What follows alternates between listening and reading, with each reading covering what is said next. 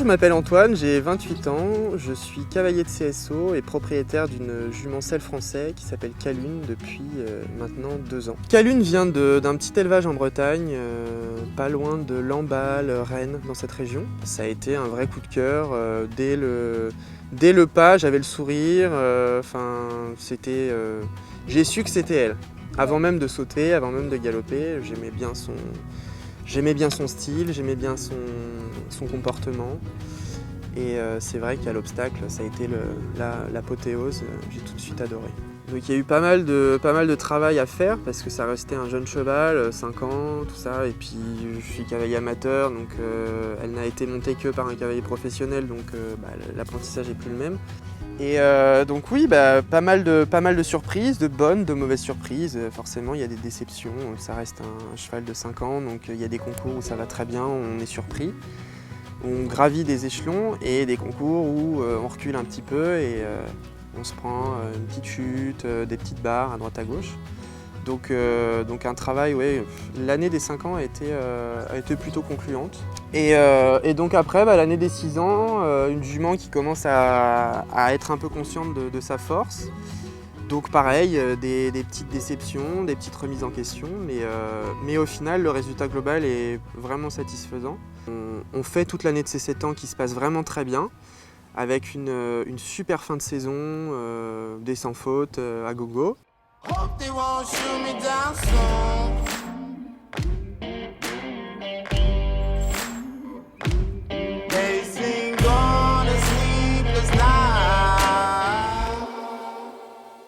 On fait notre dernier concours de la saison 2019 jusqu'à présent, qui se passe très bien. On est 3e du Grand Prix 115, donc vraiment la saison s'annonce au top. Pour le deuxième concours, c'est génial, on y croit.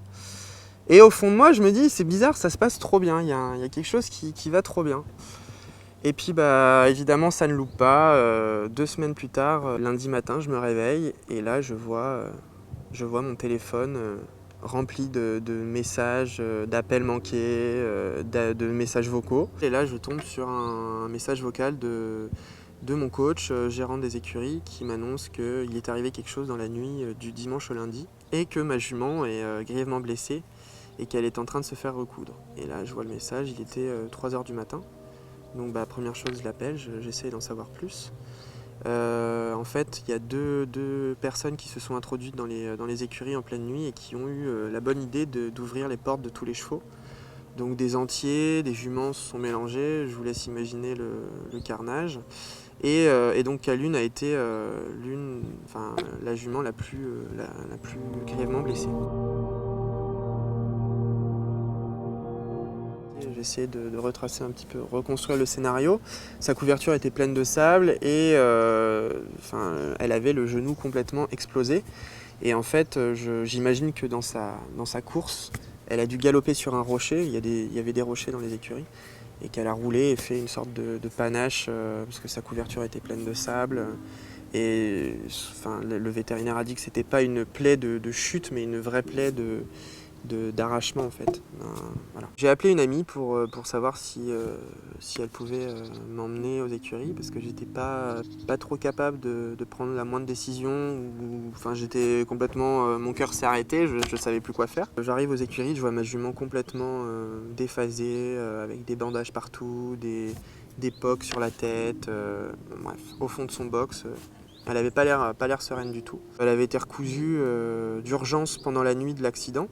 Et la vétérinaire nous avait quand même dit que c'était mieux d'aller faire un tour en clinique pour vérifier parce que c'était une suture un peu voilà, vraiment d'urgence. Donc à vérifier qu'il n'y avait pas de bactéries ou de gravier qui était resté dans la plaie. Là, j'appelle toutes les cliniques de la région.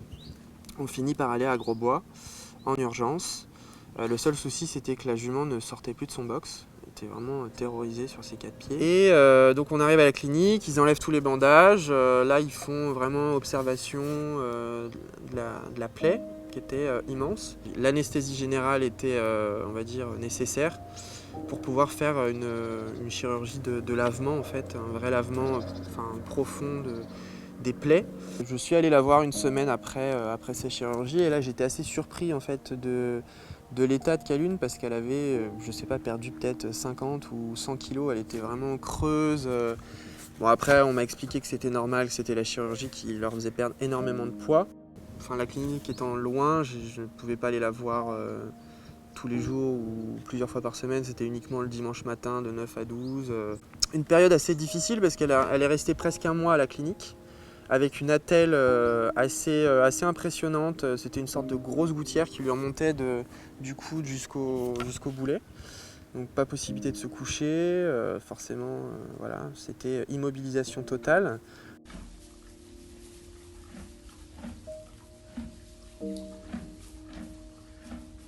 Donc après un mois de clinique, elle est partie en convalescence. On a repris progressivement. Avant ça, elle a quand même eu 10 jours pareil en boxe ferme à pas pouvoir bouger. Après une dizaine de jours, on a pu lui enlever sa gouttière, enfin son attelle. Et là, ça a été un grand moment. Assez surprenant parce que presque un mois et demi d'immobilisation sans pouvoir bouger son antérieur, ça crée une sorte d'atrophie. Je pense qu'elle a la jambe endormie un peu, tu sais. Ouais, c'est possible. C'est ça, tu penses? Bah elle s'habitue en fait, elle sait plus trop marcher. Bah non, on a plus. C'est bizarre quand même, hein. Donc un mois d'hospitalisation plus un mois et demi de remise en route à pied. On a pu reprendre le travail progressif en montée. Et donc là, des séances fractionnées, pareil, beaucoup de pas, un tout petit peu de trot, un tout petit peu de galop. Et puis voilà, de semaine en semaine, on a pu reprendre une activité, on va dire, normale.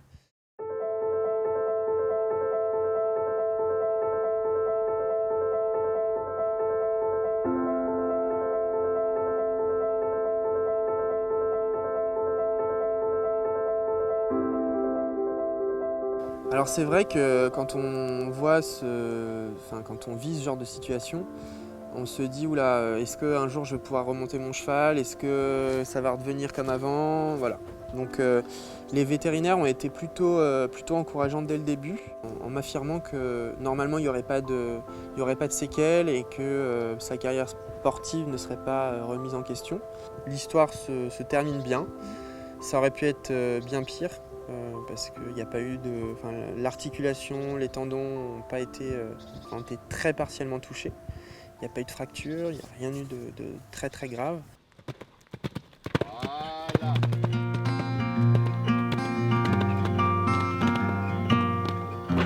Aujourd'hui, elle va très bien, elle boite pas, elle a toujours son caractère un peu de jument.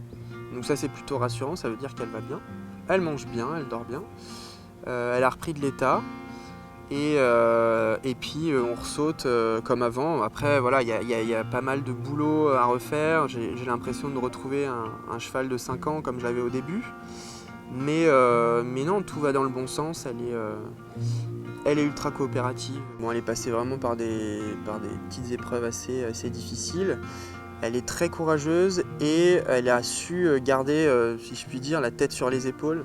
Cette épreuve a, solidifié notre relation, nous a vraiment rapprochés. Ça a créé pendant beaucoup de semaines beaucoup de stress en moi. Et aujourd'hui, je pense que je suis plus que jamais attaché à ma jument. Et j'ai d'ailleurs fait quelque chose d'un peu, un peu cucu, mais je me suis fait tatouer le nom de ma jument pendant la semaine après son accident pour toujours penser à elle et voilà, c'était quelque chose pour moi, il fallait que je le fasse maintenant, c'était une sorte de thérapie et je pense que cet événement nous a vraiment rapprochés et pour rien au monde je pourrais aujourd'hui m'imaginer me séparer de ma jument, quoi qu'il en soit, elle restera avec moi.